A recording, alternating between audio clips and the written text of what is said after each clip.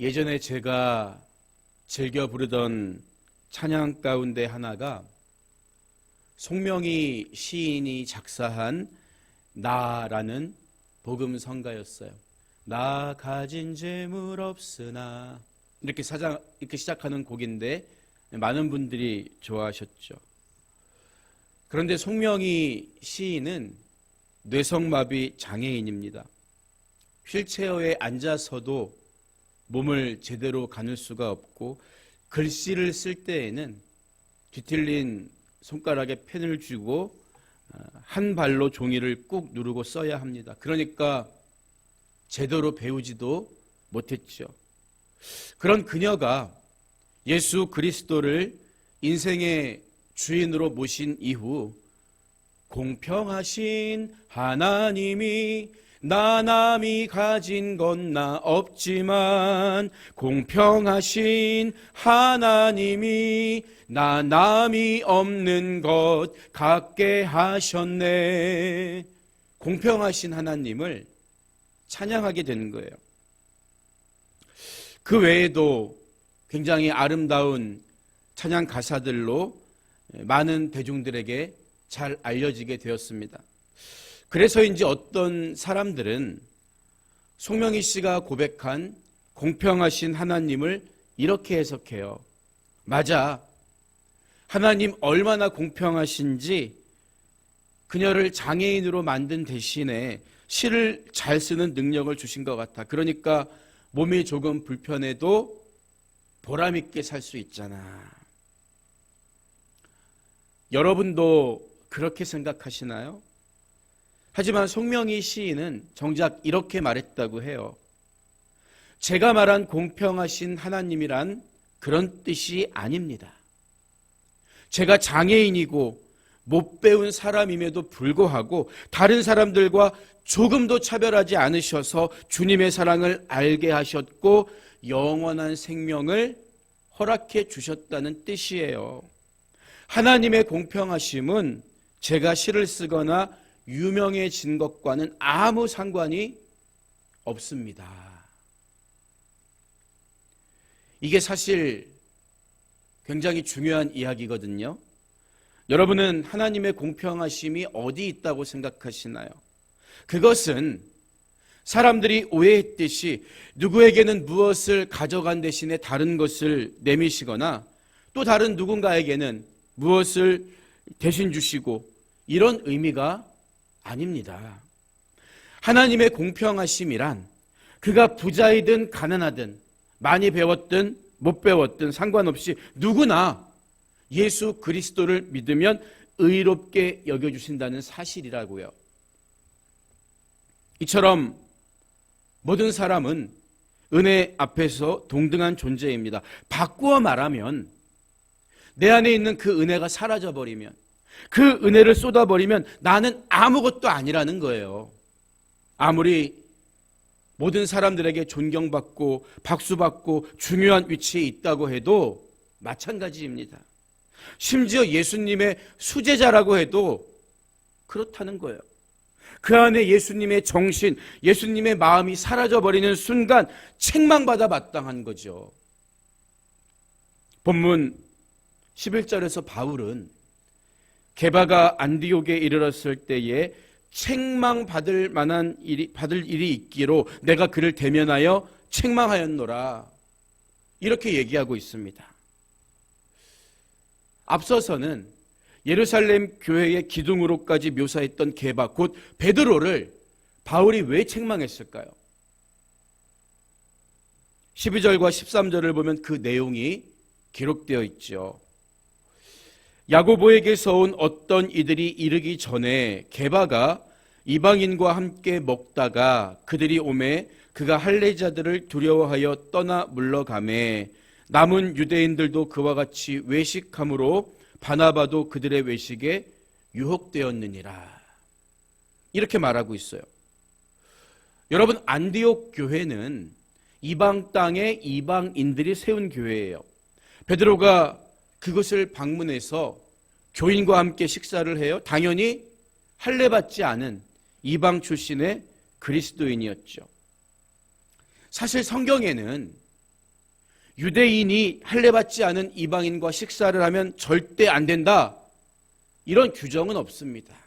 다만 장로들의 전통, 장로들의 유전에서 그것을 금하고 있었기 때문에 유대인들은 그것이 마치 하나님을 잘 믿는 삶인 줄로 어려서부터 여겨온 거예요. 그런데 사도행전 11장을 보면 로마의 백부장이었던 고넬료를 방문하고 예루살렘으로 돌아온 베드로를 다른 사람들이 손가락질하고 질책하는 장면이 기록되어 있습니다. 베드로가 할례받지 않은 이방인과 식사를 같이 했다는 거예요. 이때 베드로를 질책하는 사람들은 모두가 다 그리스도인들이었다고요. 그러니까 할례받지 않았다는 것은 하나님과 상관없는 사람이란 뜻이고, 그런 사람과 함께 밥을 먹으면 부정하게 된다는 생각이 유대교였다가 그리스도인들이 된 사람들에게는 여전히 습관적으로, 관례적으로 남아 있었다는 것을 보여주는 대목이었죠. 하지만 이때 베드로가 뭐라고 설명합니까? 하나님이 3번이나 나에게 환상을 보여주셔서 부정하고 가증하게 여긴 것들을 먹는 것을 주저하거나 두려워하지 말라, 먹어라. 그리고 하나님께서 깨끗하게 하신 것을 내가 속되다 하지 말라, 이 음성까지 들었다고 이야기하잖아요. 이런 말을 하니까 베드로를 질책하던 다른 사람들도 그러면 하나님께서 이방인에게도 생명 얻는 회개를 주셨도다 하면서 잠잠해졌던 거예요. 그렇기 때문에 베드로는 안디옥 교회, 이방 땅에 와서 할례받지 않은 이방 출신의 그리스도인과 아무런 거리낌 없이 밥을 먹을 수가 있었던 거죠. 그런데 밥을 먹는 중에 예루살렘 교회에서 유대교 출신이었던 할례받은 그리스도인들이 찾아오니까 베드로는 마치 할례받지 않은 사람과 밥을 함께 안 먹었던 것처럼 그 자리를 슬그머니 떠나갔다는 거예요. 그러자 그곳에서 함께 밥을 먹고 있었던 다른 유대교 출신의 그리스도인들, 할례받은 사람이겠죠. 물론 바나바까지도 베드로의 행동을 따라합니다. 여러분, 도대체 베드로는 왜 유대인들의 눈치를 보면서 할례받지 않은 이방인 그리스도인을 부끄럽게 만든 걸까요? 베드로는 이미 한 차례 하나님이 깨끗하다고 명하신 것을 네가 더럽다고 하지 말아라, 이미 교육을 받은 사람이잖아요. 다른 유대 출신 그리스도인들처럼 베드로도 할례 받아야만 완전히 구원에 이를 수 있다고 믿었기 때문일까요? 그런 것 같진 않잖아요. 아마 베드로 본인 외에는 정확하게 그 이유를 설명하긴 어려울 것 같아요. 다만 여기서 우리가 확실하게 알 수 있는 사실 한 가지가 있습니다. 그게 뭡니까? 인간은 약하다는 거예요. 인간은 또 넘어진다는 거죠. 설령 그가 다른 사람은 경험해 본 적 없는 놀라운 체험을 가지고 있을지라도 그렇습니다. 사람은 언제든지 다시 또 넘어질 수 있는 가능성을 가지고 있는 약하고 초라한 존재라는 거예요. 보세요. 베드로는 다른 제자는 몰라도 나는 죽기까지 예수님을 따르겠다고 장담한 사람이었어요. 그래서 실제로 칼을 빼들어서 말고의 귀를 내려치기도 했었죠. 하지만 어린 계집종의 질책 앞에서 너도 예수와 한패가 아니냐? 이 질책 앞에서 예수님을 모른다고 부인하게 됩니다. 어떻게 보면 오늘 상황과 비슷해요. 환상도 보고 하나님의 음성도 들으면서 할례받지 않은 이방인들도 우리와 똑같은 사람이 될 수 있다, 그들과 식사하는 게 별게 아니다 장담했지만 정작 그 문제에 예민한 할례받은 유대인들이 오니까 슬그머니 또 그곳을 빠져나가고 만 거예요. 여러분, 사실 베드로뿐만 아니라 모든 사람들에게는 다 약점이 있죠. 심지어 바울 또한 인간적으로 완벽한 사람은 아니었습니다. 그는 예수님과 복음을 적극적으로 핍박한 과거가 있는 사람이었어요. 만약에 과거의 잘못만 놓고 따진다면 바울은 감히 하나님의 일을 할 수가 없는 사람이었을 것입니다. 바울 자신의 인생이 그래요. 그런데 마가라 하는 요한이 과거에 잘못했던 일을 뉘우치고 다시 선교 사역에 끼워달라고 돌아왔을 때 바울은 너 전에 잘못했잖아 하면서 그를 거절해요.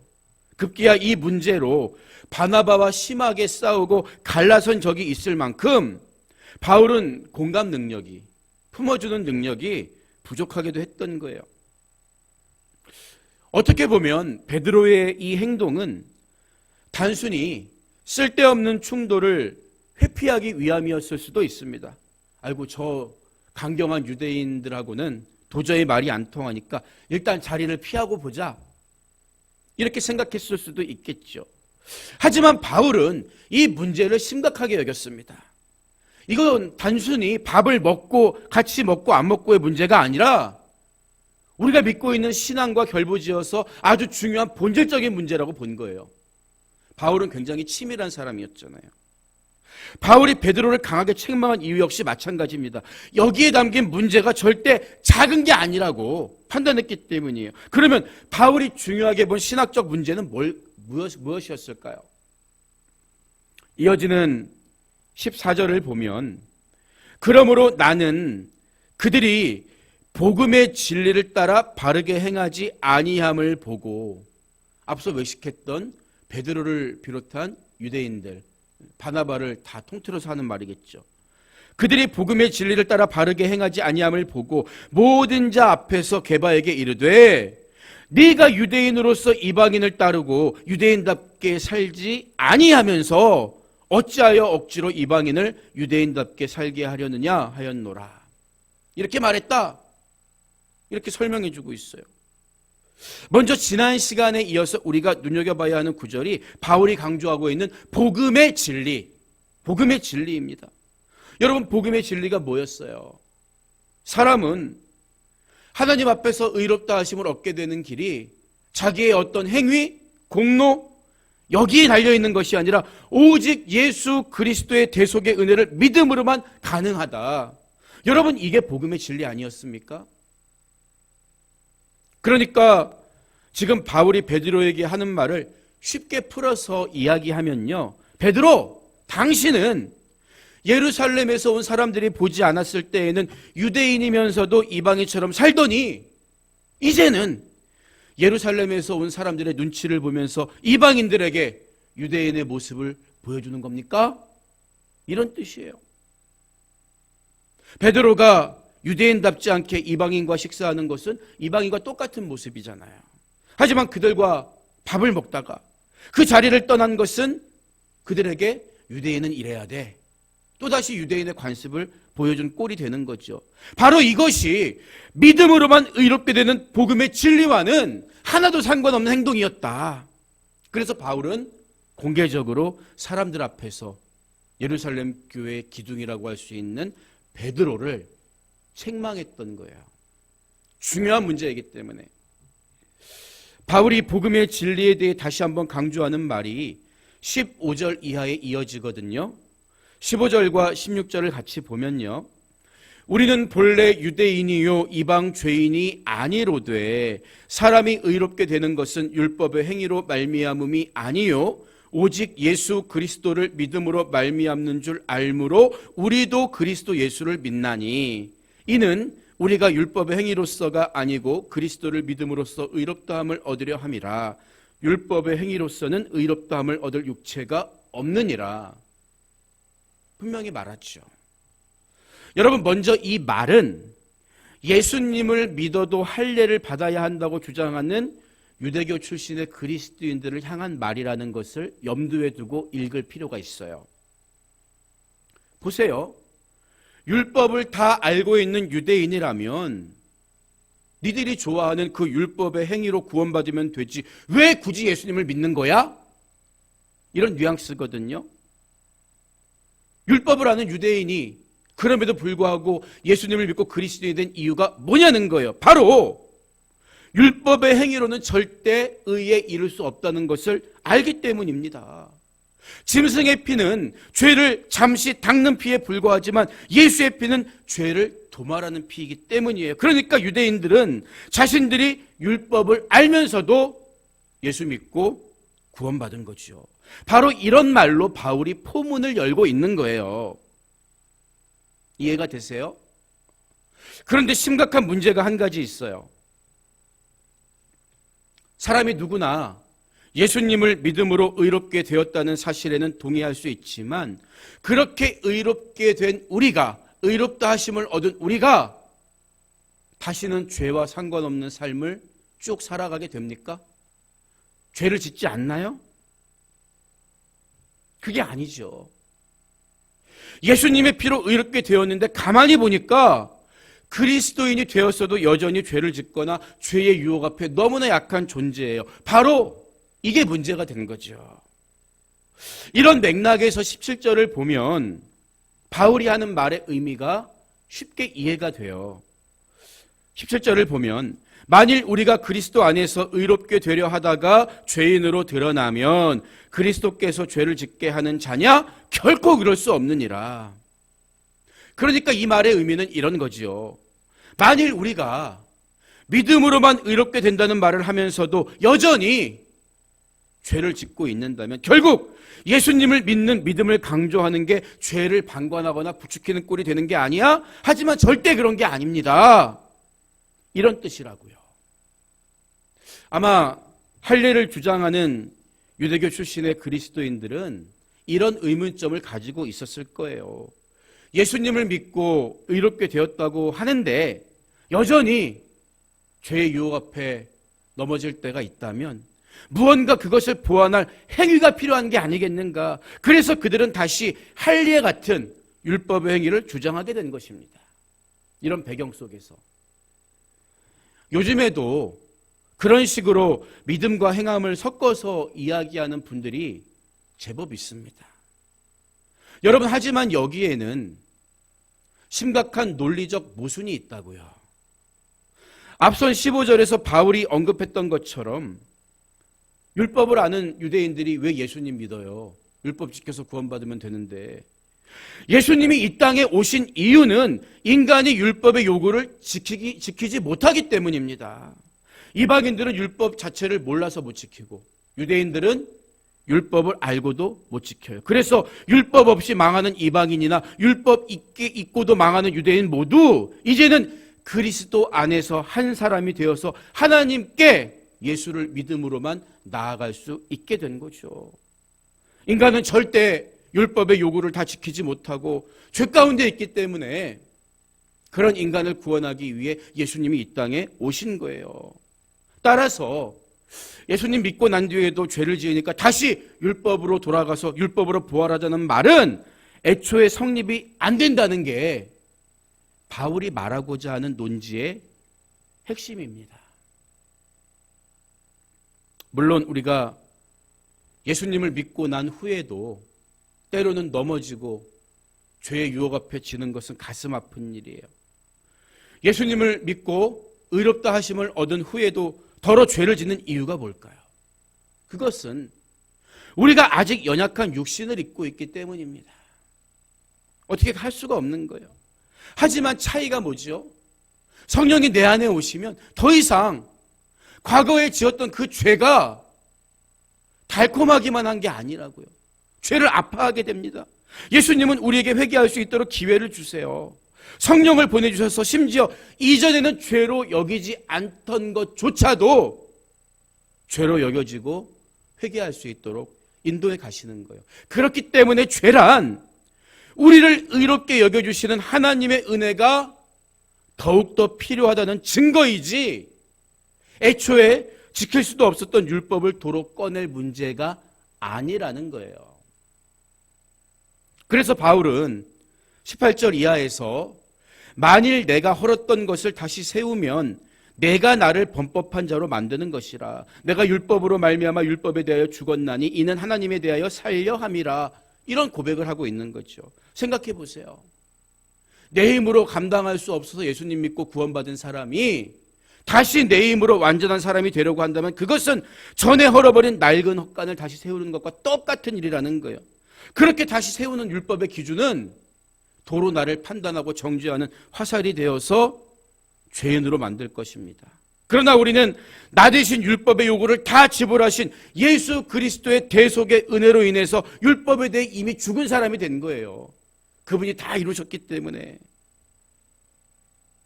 그렇기 때문에 우리는 구원만 은혜로 받는 게 아니라 신앙생활도 하나님의 은혜로 감당하는 것입니다. 구원의 완성을 위해서 더욱더 예수님을 의지해야 하는 것이지 또다시 율법으로 돌아가서 내 행위나 공로를 의지해서 구원을 완성하려고 하면 절대 안 된다. 그것은 복음의 진리가 아니다. 강조하고 있는 거예요. 그런데 우리에게는 신령한 신앙 양심이 있죠. 의롭다 하심을 얻게 된 후 그 양심 때문에 우리는 더러 하나님 앞에 부끄러움을 느끼기도 하고 죄스러워하면서 눈물을 흘릴 때도 있는 거예요. 예수님을 영접한 후에 완전한 사람이 되면 갑자기 내가 그런 삶을 살게 되면 이런 문제가 없을 것 같은데, 여러분 오늘 연약함을 보였던 베드로도 그렇고 바울도 그렇고 모든 신앙의 선배와 신앙인들은 다 성장통을 겪는 거예요. 예수님 믿고 의롭다 하심을 얻기는 했는데 아직 완전하지 못해요. 육신의 죄성이 나를 붙들고 흔들 때가 얼마나 많습니까? 그래서 바울은 로마서 7장에서 나 자신이 마음으로는 하나님의 법을, 육신으로는 죄의 법을 섬기노라, 곤고한 자기의 심정을 토로하기도 했던 거예요. 여러분, 그렇다면 도대체 우리는, 예수 믿고 의롭다 하심을 얻은 우리는 어떤 존재입니까? 주님 안에서 의롭다 하심을 입었지만 여전히 죄의 유혹 앞에 살아가는 그리스도인들의 실존적인 모습에 대해서 바울은 20절을 보면 가장 확실하고 분명한 말로 설명해 주고 있어요. 본문 20절을 보면 내가 그리스도와 함께 십자가에 못 박혔나니 그런즉 이제는 내가 사는 것이 아니요 오직 내 안에 그리스도께서 사시는 것이라. 이제 내가 육체 가운데 사는 것은 나를 사랑하사 나를 위하여 자기 자신을 버리신 하나님의 아들을 믿는 믿음 안에서 사는 것이라. 여러분, 굉장히 중요한 구절입니다. 특히 여기서 우리가 주목해야 하는 말이 있는데요. 그런즉 이제는 내가 사는 것이 아니요 오직 내 안에 그리스도께서 사시는 것이라. 이 구절입니다. 여러분, 왜 우리가 낙심하거나 절망합니까? 그 낙심과 절망감을 느끼는 내가 버젓이 살아있기 때문 아니에요? 왜 우리는 사람들의 칭찬과 평가에 민감합니까? 나의 의를 내세우고 인정받고 싶고자 하는 욕구가 있기 때문 아니에요? 그런데 바울의 고백이 놀라운 것은요, 이미 내 안에는 내가 없다는 거예요. 내가 없다는 거예요. 왜요? 예수님이 나의 죄를 대신해 십자가에 못 박혀 죽으실 때 죄된 나의 옛사람도 이미 죽어버렸기 때문이라는 거죠. 그리고 부활하신 예수님만이 내 안에 살아나셨기 때문에 이제는 내 안에 살아계시는 예수님으로 인해 내가 살아간다. 이 고백이 되는 것입니다. 우리는 새 사람이 되었다는 말을 오해하곤 합니다. 여러분, 하나님 앞에서 새 사람 되었다는 말은요, 나는 그대로인데 대충 회개하고 빨아서 깨끗해졌다, 이런 뜻이 절대 아니라고요. 걸레는 빨아도 걸레라는 말이 있잖아요. 그런 뜻이 아닙니다. 오늘 바울의 고백처럼 나는 죽고 예수가 사셨다, 전혀 다른 존재가 되었다, 나는 그런 사람이야, 이게 새 사람이라는 말의 정확한 의미라고요. 지금 여러분의 마음속에도 나의 옛자, 사망의 길로 가던 나의 옛사람은 죽었고 예수님이 살아계세요. 그러니까 우리는 하나님의 자녀, 그리스도인이 된 것 아니겠습니까? 따라서 여전히 죄성을 가지고 있는 육체 가운데 살아갈지라도 낙심하거나 좌절하거나 질의 겁을 먹고 포기하지 않을 수 있는 유일한 근거 한 가지가 뭡니까? 내 안에 살아계신 그리스도, 그분이 계시기 때문에 그분을 믿는 믿음으로 살아간다는 거예요. 나를 피로 값주고 사신 주님이 내 안에 시퍼렇게 살아계시기 때문에 내가 해야 할 일은 다시 내 의지로 율법을 지켜서 의로워지거나 할례를 받는 게 아니라고요. 그래서 21절은 내가 하나님의 은혜를 패하지 아니하노니 만일 의롭게 되는 것이 율법으로 말미암으면 그리스도께서 헛되이 죽으셨느니라. 절대 다시 율법으로 돌아가라고, 나의 의지와 힘으로 구원을 완성하라고 주님이 죽으신 게 아니야. 그건 주님의 죽음을 헛되게 만드는 것이다. 힘주어 말하고 있는 거예요. 내 안에 나는 죽고 나의 옛사람은 죽고 주님이 살아계심을 범사에 인정하시기 바랍니다. 그 주님께서 성령으로 나를 감동시키시고 일하실 때 우리는 기꺼이 율법의 요구를 지키는 삶을 살아갈 수가 있고 하나님의 기쁨이 될 수가 있는 거예요. 오늘 말씀을 마무리합니다.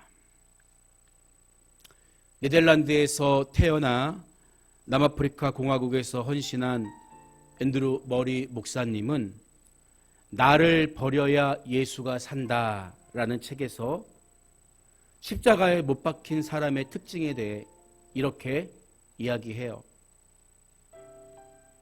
십자가에 못 박힌 사람, 자아가 깨진 사람은 자기의 무능과 무능력을 깨닫고 나는 아무것도 아님을 이렇게 고백합니다. 나는 십자가에 못 박힌 사람이다. 나는 전적으로 무력하다. 모든 생명의 호흡과 힘이 내 주 예수님으로부터 나와야 한다. 이런 고백을 한다는 거죠. 여러분, 그렇습니다. 그렇기 때문에 정말 성령으로 충만한 사람, 정말 나는 죽고 예수님으로 사는 사람은 실은 철저하게 수동적인 사람이라고요. 내가 뭐 해보겠습니다, 이런 사람이 아니라 주님 하시옵소서, 나는 그저 순종하겠습니다, 이런 사람이라고요. 그런데 요즘 우리는 내 힘으로 할 수 있는 게, 하고 싶은 게 너무 많은 게 문제 아닙니까? 어떤 긍정적인 생각, 돈만 있으면, 적당한 배경만 있으면 다 된다고 세상의 힘과 논리와 권력을 의지하면서도 마치 그것이 하나님이 하신 것처럼 부풀려서 이야기하려고 하지 않습니까? 여러분, 그러나 하나님이 하실 일보다 사람이 할 수 있는 일이 더 많거나 그것이 우리 사역의 우선순위가 된다면 그것은 일종의 병든 신앙입니다. 나는 죽었고 내 안에 주님만 살아계신 거예요. 초라하고 부족한 내 모습보다 만왕의 왕이신 예수님의 모습이 더 크게 보이고 내 자아의 목소리보다 그분의 음성이 천둥처럼 들려와야 합니다. 주님을 믿고 의지하면서 먼저 그분을 일하시게 하시기 바랍니다. 언제나 그 길에서 하나님의 기쁨으로 살아가는 여러분 모두가 되시기를 주님의 이름으로 축복합니다.